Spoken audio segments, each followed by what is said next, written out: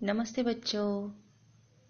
आज हम हमारे हिंदी पाठ्य पुस्तक की आखिरी पोयम सीखने जा रहे हैं। आज हमारे पाठ्य पुस्तक का जो आखिरी पाठ है उसका नाम है मजदूर। बच्चों, इस मजदूर कविता को आज हम सीखने जा रहे हैं। मजदूर, ये तो आपको पता ही होगा कि मजदूर कौन है। इस चित्र को देखकर तो आप लोगों को मजदूरों की जो अर्थ है वो तो पता चला होगा कि किस तरह से मजदूर हैं, कौन है, किसे कहा जाता है मजदूर। ये हम अक्सर हमारे आसपास इन लोगों को देखते रहते हैं। इनको तो हमने देखा है, लेकिन कभी इन लोगों की जिंदगी के बारे में हमने सोचा है?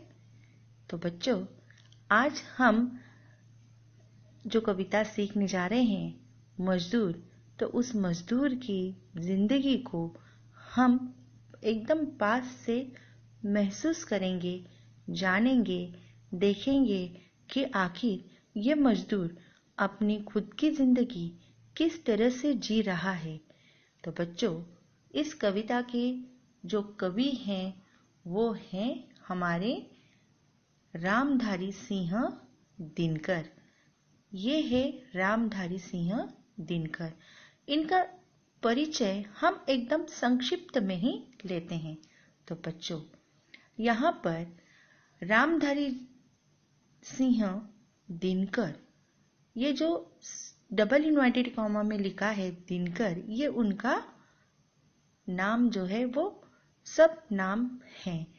इनका जन्म जो है ये ग्राम सिमरिया जिला बेगूसराय बिहार भारत में हुआ। इनका निधन 24 अप्रैल 1974 में हुआ था। इनका उपनाम है दिनकर।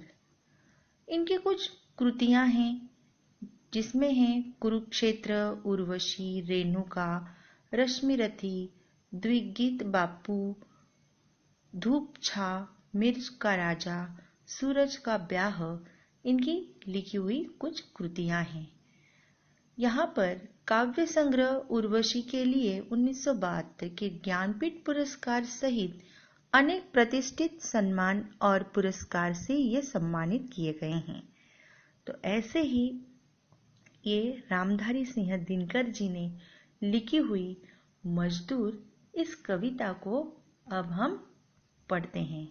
बच्चों, सबसे पहले हम इस कविता का पठन करेंगे। मैं मजदूर मुझे देवों की बस्ती से क्या, अगिनत बार धरा पर मैंने स्वर्ग बनाए। अंबर पर जितने तारे उतने वर्षों से मेरे पुरखों ने धरती का रूप संवारा। धरती को सुंदरतम करने की ममता में बिता चुका है कई पीढ़ियां वंश हमारा। और अभी आगे आने वाली सदियों में मेरे वंशज धरती का उद्धार करेंगे। इस प्यासी धरती के हित में ही लाया था हिमगिरी वीर सुकत गंगा की निर्मल धारा। मैंने रेगिस्तानों की रेती धो धोकर बंध्या धरती पर भी स्वर्णिम पुष्प खिलाए। मैं मजदूर, मुझे देवों की बस्ती से क्या, अपने नहीं अभाव मिटा पाया जीवन भर,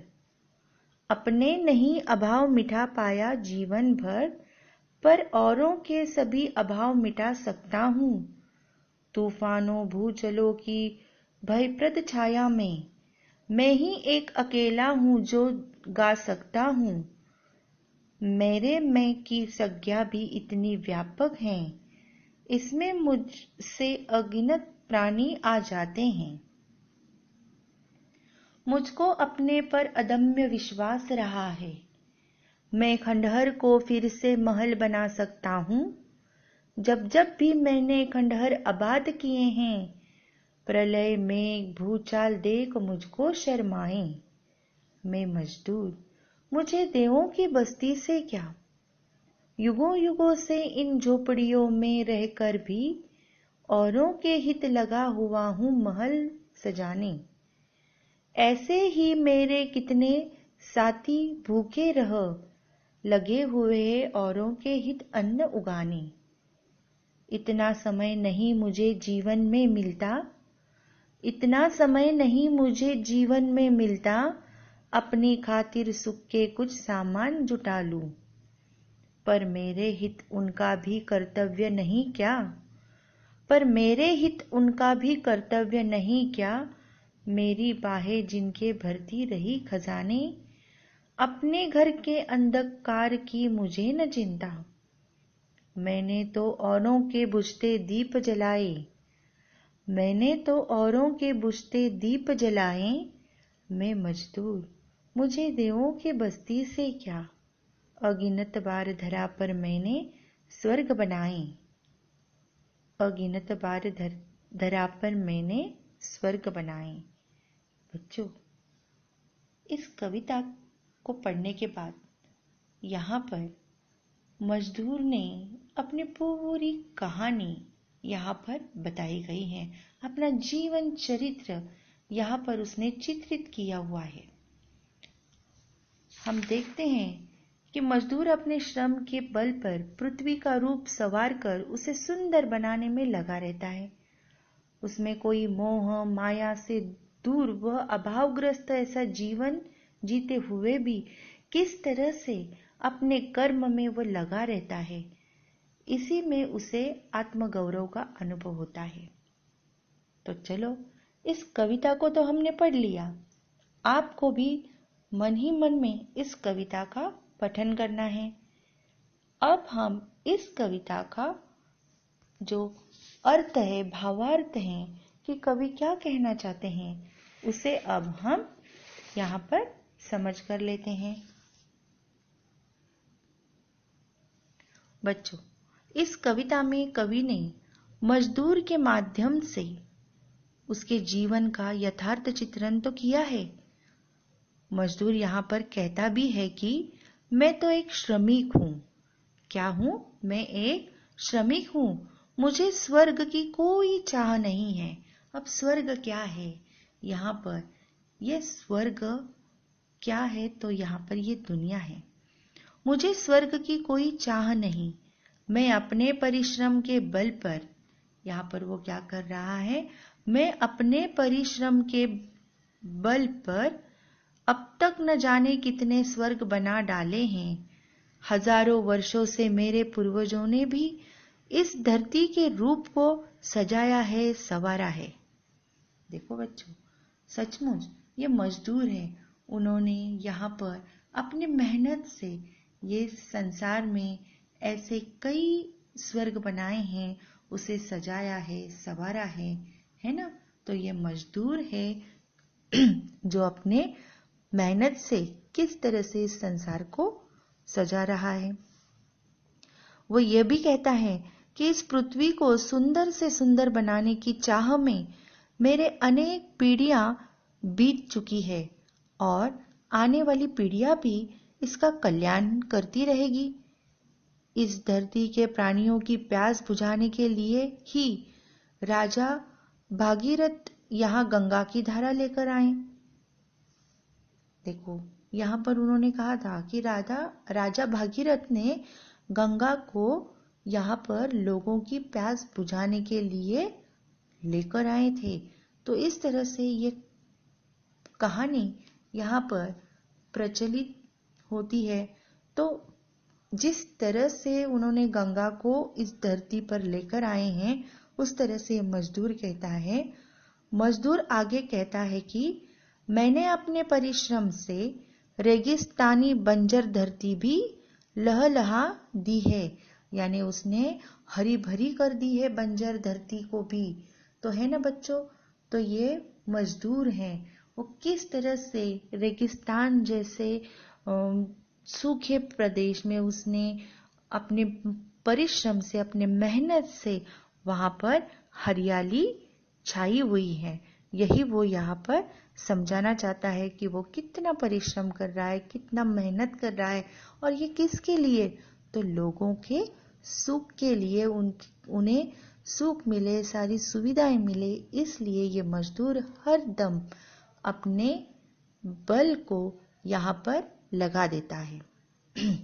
आगे कहता है, मजदूर आगे कहता है कि मैंने अपने परिश्रम से रेगिस्तानी बंजर धरती भी लहराई है, हरी भरी की है। मैं तो मजदूर हूं, मुझे स्वर्ग की कोई चाह नहीं है। यदि मैं जीवन भर अपने अभाव नहीं मिटा पाया, यानी अभाव यानी क्या, तो अभाव यानी उसके जीवन में आने वाली समस्याएं। मजदूर वो भी एक इंसान है। जिस तरह से हमारे जीवन में कुछ समस्याएं आती रहती है, उसी तरह से उसके जीवन में भी कुछ समस्याएं आती रहती है। उन समस्याओं को वो कहता है कि वो अभाव अगर मैं किसी कारण नहीं मिटा पाया तो क्या, पर मैं दूसरों के सभी अभावों को यानी दुखों को, समस्याओं को मिटाने की मुझ में शक्ति है। मैं जीवन की कठिनाइयों, विघ्न, बाधाएं से कभी भी भयभीत नहीं होता, सदा मुस्कुराता रहता हूं। कैसा रहता है? वो हमेशा मुस्कुराता ही रहता है।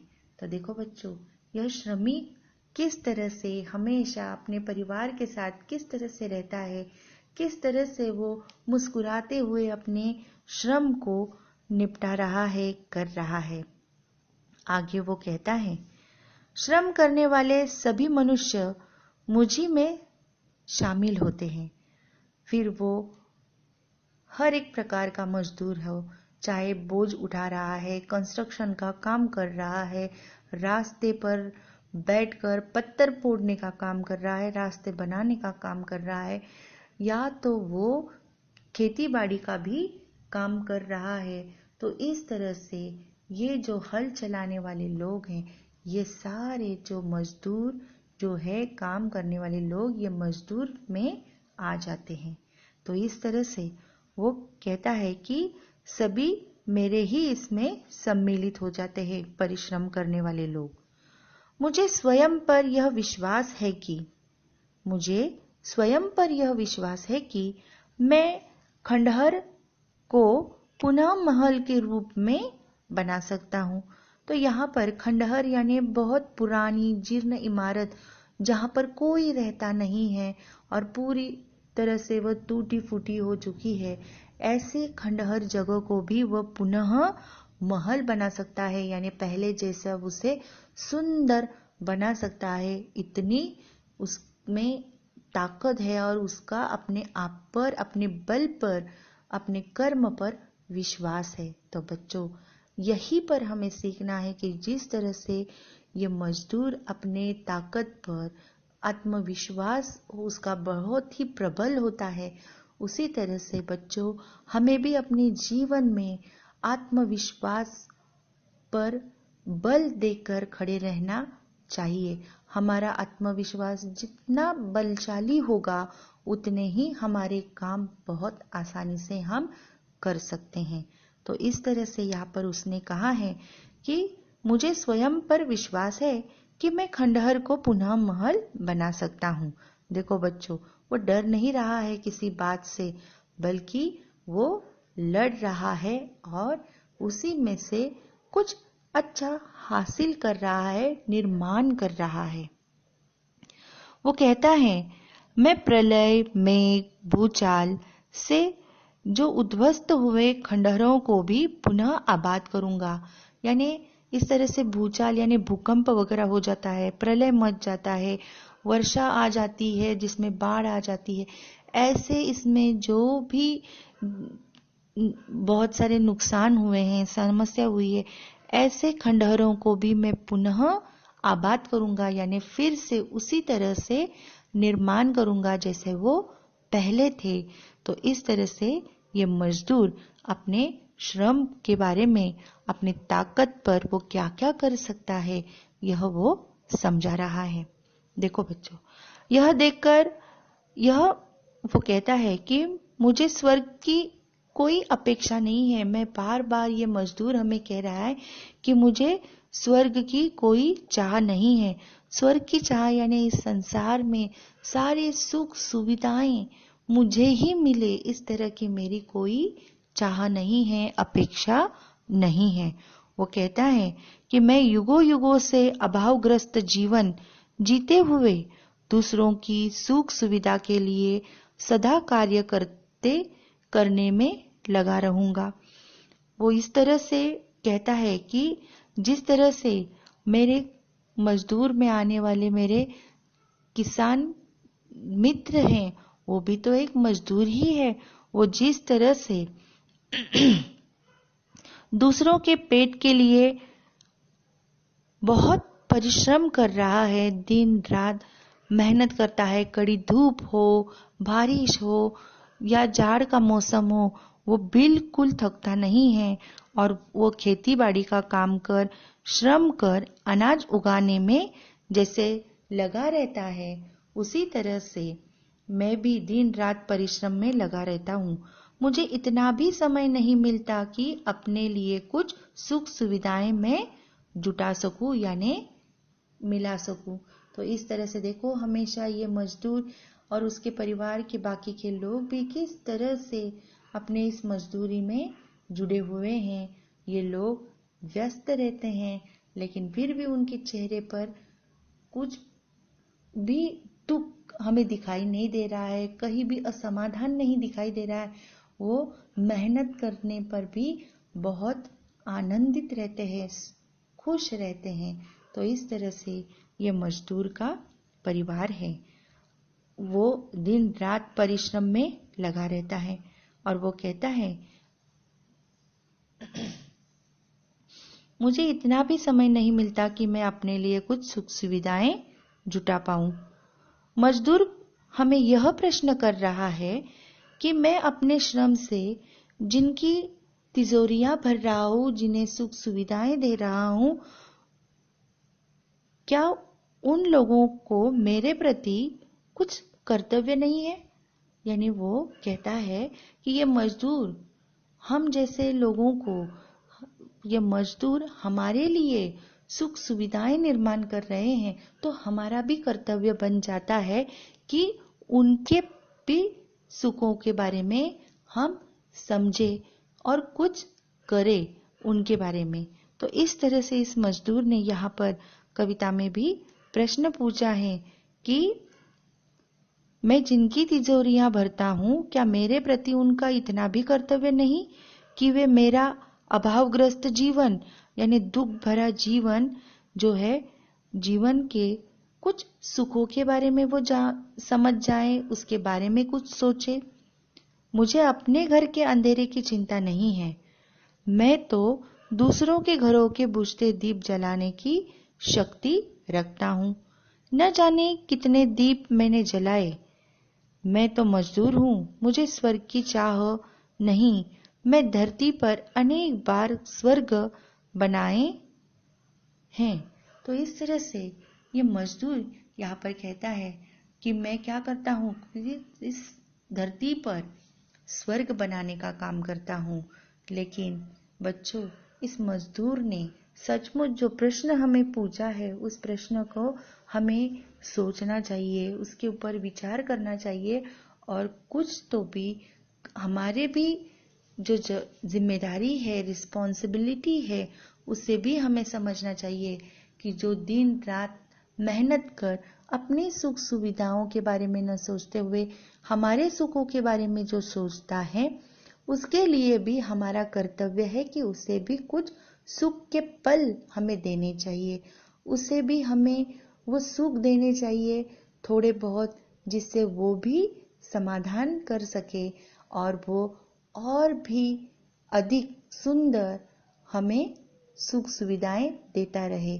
इसके लिए यहाँ पर इस कविता में कवि ने इस मजदूर कविता को लिखकर वो यही हमें समझाना चाहता है कि उसके पीछे का उद्देश्य ही यही है कि जो अभावग्रस्त जीवन होता है, जो हमारे जीवन में अनेक समस्याएं आती हैं, अनेक अड़चनें आती है, ऐसे समय हमें बिल्कुल न डरते हुए बड़े साहस के साथ उन समस्याओं का सामना करना चाहिए, मेहनत करनी चाहिए और हमेशा मेहनत करते हुए कर्मशील रहना चाहिए, यानी काम करते रहना चाहिए, मेहनत करते रहना चाहिए।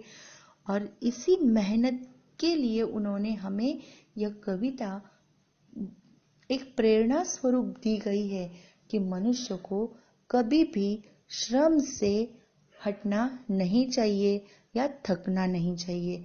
जो व्यक्ति जीवन में परिश्रम करता है वही व्यक्ति अपने जीवन में बहुत ऊंची मंजिल पर जाकर पहुंचता है, बहुत अच्छा स्थान प्राप्त कर सकता है और उसके जीवन में सुख सुविधाएं बड़ी मात्रा में आ जाती है।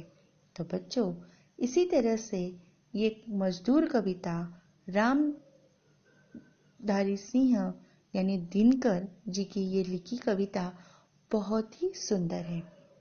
हमें यहाँ पर इस कविता को पढ़ने पर मजदूरों के जीवन से परिचय हुआ है।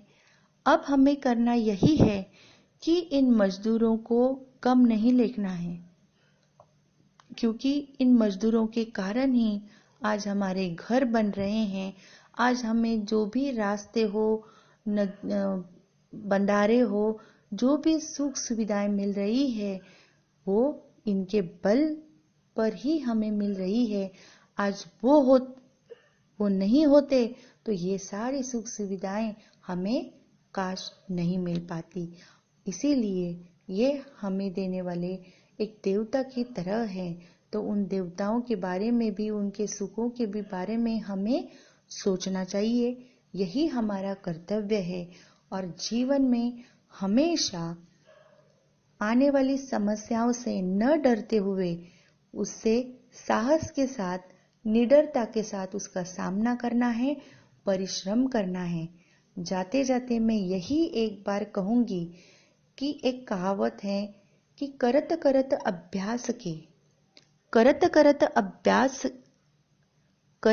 अभ्यास के जड़मति होत सुजान। बच्चों, यहाँ पर प्रयत्न करने से ही हम एकदम शार्प बन सकते हैं, यही इसका अर्थ है। यानी परिश्रम हमारे जीवन में कितना महत्वपूर्ण है, यह हमें इस मजदूर कविता से सीखना है। तो बच्चों, यहाँ पर इन मजदूरों की जीवन को तो हमने जाना है, अब उनकी जिंदगी को संवारना यह हमारा कर्तव्य है। तो यहीं पर यह मजदूर कविता हमारी समाप्त होती है।